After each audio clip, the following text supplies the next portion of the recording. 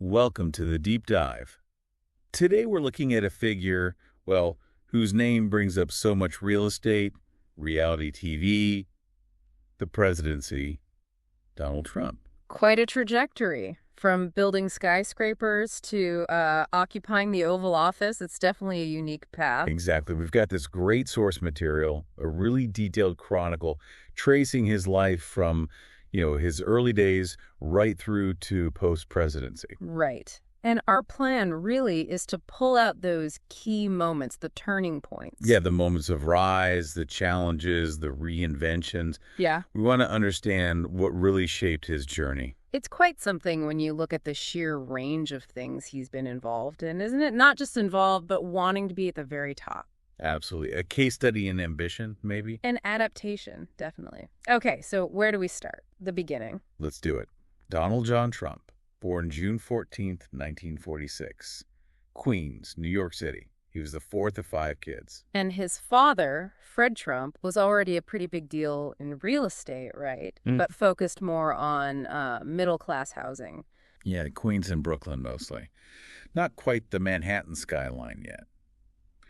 Apparently, young Donald was, a handful. Energetic, assertive. Which led to military school, New York Military Academy at 13. That's the one.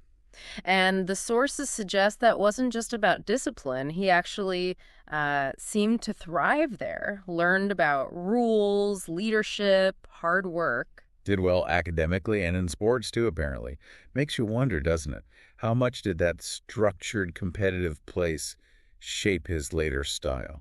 It's a good question. That drive, that sort of constant testing, you can maybe see the seeds of it there. So after military academy, he did 2 years at Fordham University. And then transferred to Wharton, University of Pennsylvania, got an economics degree in '68. And he was already working in his dad's company during college, but his sights were set higher, weren't they? Definitely. He wasn't content with Queens and Brooklyn. He wanted Manhattan. The big leagues. Why, though? What was the pull of Manhattan specifically? Just the glamour? Well, partly, perhaps, but it was also the scale, the complexity, the visibility. If you wanted to make a huge name for yourself in real estate, Manhattan was the place to do it. It represented the pinnacle. So ambition was clearly there early on. Absolutely. And that really came through when he joined the family business full-time. Right. The sources say he started pushing for much bolder projects than his father, who was apparently more conservative. Which led to him taking over and significantly renaming the company. The Trump Organization. Yeah. That happened in the 70s. A clear signal of change. It really was. More than just a name. It shifted the whole focus, personalized the brand, aimed it squarely at Manhattan and, high-profile luxury development. And his first big splash there was the Commodore Hotel deal, turning it into the Grand Hyatt. That was huge. It proved he could play in that tougher Manhattan market, and it sort of validated that new Trump brand identity. And then came the building that really defined him, didn't it? Trump Tower. Oh, yeah. Fifth Avenue, that 58-story glass and steel tower, luxury apartments, shops, his own very lavish penthouse. It wasn't just a building. It was like a physical representation of the Trump persona itself. Oh.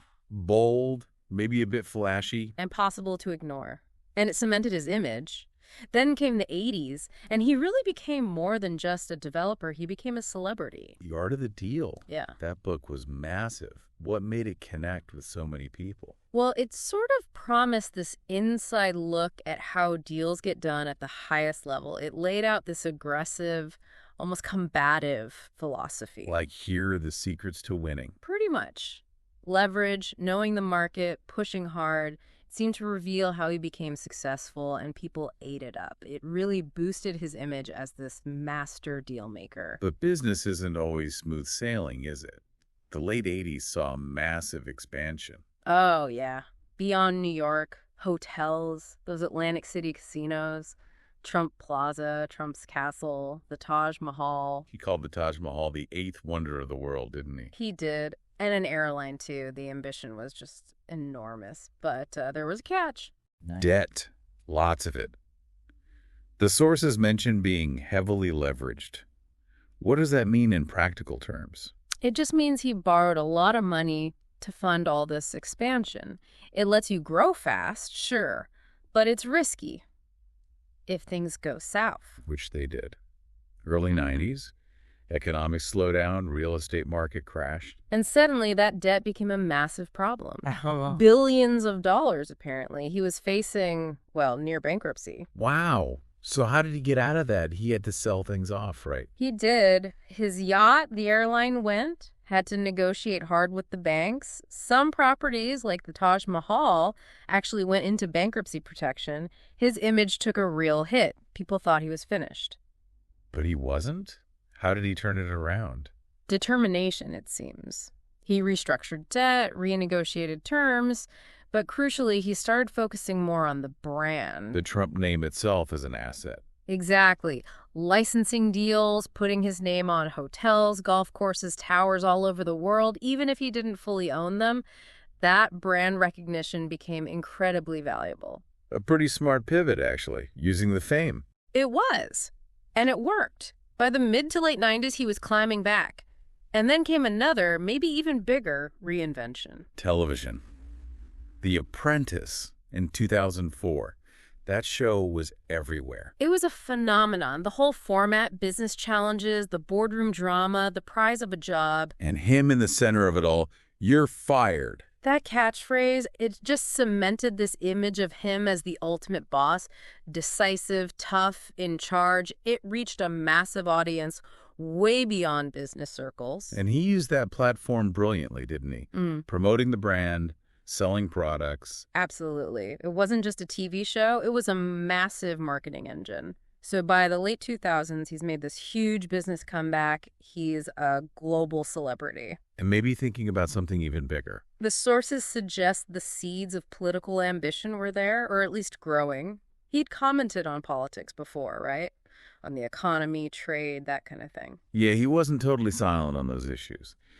But then came June 2015, Trump Tower, the golden escalator. What an entrance onto the political stage. Very unconventional. Totally. I remember people laughing, saying it was just a publicity stunt. No one really took it seriously at first. But his message started to connect, didn't it? Make America great again. He positioned himself as the ultimate outsider, a businessman, not a politician, who could fix the country's problems. And he tapped into something, that feeling among some people of being left behind, economic anxiety, frustration with Washington. His style was just completely different, too. The rallies, the constant tweeting, attacking opponents, the media. And very direct, unfiltered, broke all the traditional rules of campaigning. And somehow, against a whole field of experienced Republican politicians, he won the nomination. It was pretty stunning. Then the general election against Hillary Clinton in 2016. Most experts, most polls predicted she would win. But Trump's campaign had this energy, this incredibly loyal base. And his unconventional approach just kept working. And then November 8th, 2016, the results came in. A huge political upset. Definitely one for the history books. Yeah. So January 2017, he's inaugurated, promises this new vision, giving power back to the people. And he started acting fast.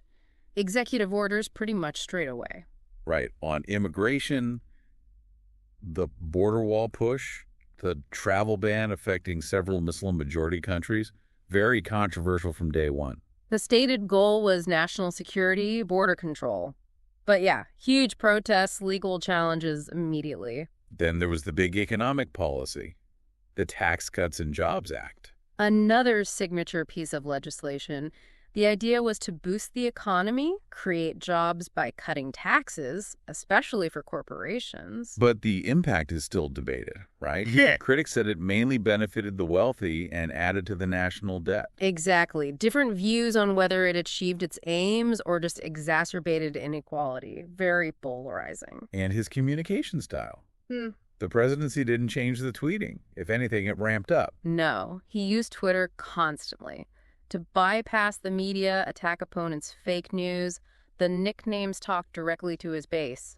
totally unprecedented for a president. On the world stage, the America First approach really shook things up. It did. Those historic meetings with Kim Jong-un of North Korea, fascinating visuals, but mixed results in terms of actual denuclearization. And pulling out of major international agreements. The Paris Climate Accord. Arguing it hurt the U.S. economy unfairly. And the Iran nuclear deal. Which he called flawed, saying it didn't stop Iran from getting nuclear weapons eventually. And then new trade rules, tariffs, especially with China. All part of that America First doctrine. Prioritizing perceived U.S. interests above global cooperation, really. That was the core idea, yes. Then came 2020, a year unlike any other. First, the COVID-19 pandemic hits. A massive global crisis. How did his administration handle it? Well, it was challenging for everyone. There were those daily briefings for a while, but the messaging was often contradictory, sometimes downplaying the virus, other times urging action. Public reaction was really divided. And then, in the midst of the pandemic, the killing of George Floyd. Sparking huge protests for racial justice across the U.S. and even globally. Trump's response was very much focused on law and order, wasn't it? Calling for crackdowns, deploying federal agents in some cities. Yes, and that drew heavy criticism, with opponents accusing him of further dividing the country during a moment of crisis. It all led into a very intense 2020 presidential election against Joe Biden. Record turnout, huge numbers of mail-in ballots because of COVID. And on November 3rd, the election happened, but it took days to count all the votes. Eventually, Biden was declared the winner. But Trump didn't concede. No. He immediately claimed the election was stolen, alleging widespread fraud, particularly with mail-in ballots. But no substantial evidence was ever presented to back up those claims in court. Dozens of lawsuits were filed, right? Right. And they pretty much all failed. They did. Courts at all levels, including the Supreme Court, rejected the challenges. State officials, including Republicans, certified the results. But he kept repeating the claims, which culminated in the events of January 6, 2021. A really dark day. He held a rally near the White House, repeated the stolen election claims, urged supporters to march to the Capitol where Congress was certifying Biden's win. And they did, storming the building, chaos, violence. A shocking breach of the Capitol, leading to deaths, injuries, and a profound challenge to American democracy. Congress eventually did certify Biden's win later that night. Trump left office on January 20th, but broke tradition by skipping Biden's inauguration. Yeah, a very unconventional exit, and even after leaving office, he's remained very much in the spotlight. He went back to Mar-a-Lago in Florida, which became his sort of post-presidency base. And he stayed deeply involved in politics, holding rallies, endorsing candidates, wielding significant influence within the Republican Party. But he also faced a whole slew of investigations and legal challenges. Yes, stemming from his time in office and his actions afterwards. The House impeached him a second time for incitement of insurrection related to January 6th, though he was acquitted by the Senate again. And investigations into the handling of classified documents found at Mar-a-Lago. Right. And also investigations into efforts to overturn the 2020 election results, particularly in Georgia, which led to a criminal indictment there. That indictment in Georgia made him the first former U.S. president ever to face criminal charges. There were other indictments, too, related to the documents and Jan 6 efforts. And his response has been consistent throughout. Calling them witch hunts, politically motivated attacks designed to stop him and silence his supporters. Framing himself as a victim of the system, essentially. Despite all these legal clouds, in November 2022, he announced he was running again in 2024.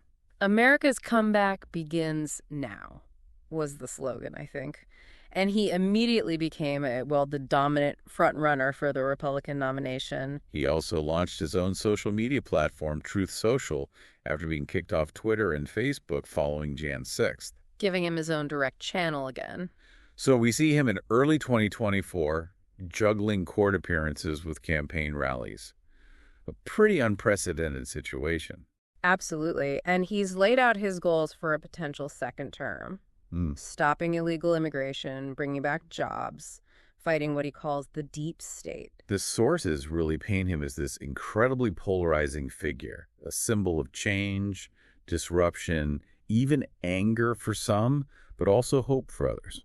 And there seems to be broad agreement, regardless of how you view him personally, that he has fundamentally changed American politics and maybe the country itself. His story is definitely not over yet. Far from it.